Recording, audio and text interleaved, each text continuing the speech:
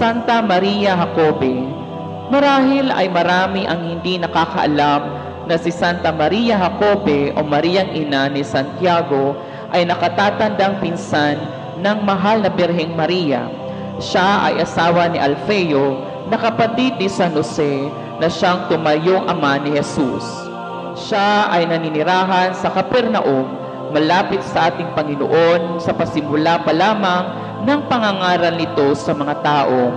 Isa si Santa Maria Jacobe na sumunod kay Jesus mula sa daanan ng Kalbaryo hanggang sa paanan ng krus at isa sa naging saksi sa muling pagkabuhay ng ating Panginoon. Santa Maria Jacobe, ipanalangin mo kami. Ang imahen ay nasa pangangalaga ni Chester, Santia at ng pamilya.